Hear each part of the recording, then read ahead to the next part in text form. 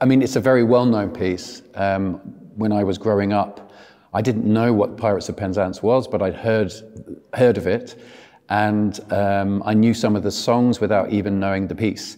But I think it's British because it treats its humour in a very British way, insofar that we treat it very seriously, the ridiculousness of the situation, the ridiculousness of what's happening, and that makes it funny.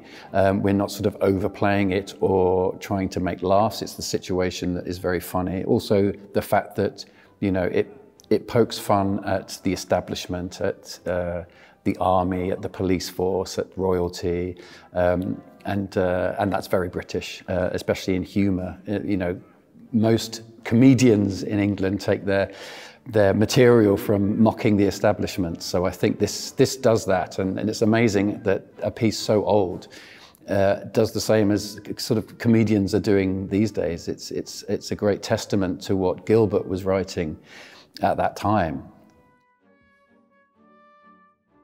Well, I think the sense of duty which is the sort of undertitle of the piece, is used a lot in the play, and it's a very English thing to sort of go by your sense of duty, you know, especially in Victorian times. Duty was everything, you know.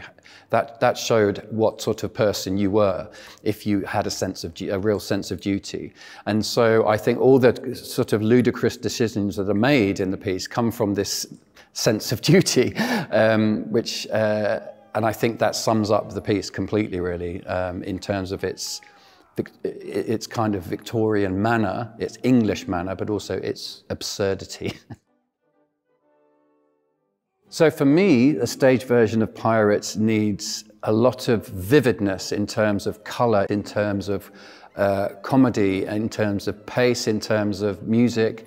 It needs to be as vivid and as bold as possible, because the music is wonderful, the text is hilarious, and it has such energy about it that I think any production needs to sort of meet that energy and sort of go as much beyond it as it can. And I think one of the things I was very aware of when I was talking about it with Judith and Charlie, who did the sets, and Beata, who did the costumes, was that I didn't want it to be a normal kind of standard Victorian looking production. It had to sort of come to life in a way, in its use of colour.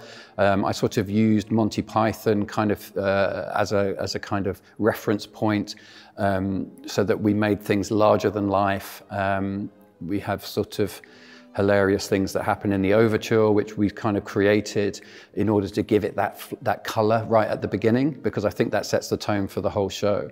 And yeah, and a lot of movement. I mean, the singers are all moving around like crazy all the time, the choir, the soloists, and it really brings the whole production to life, and I think gives it a real energy and vivaciousness.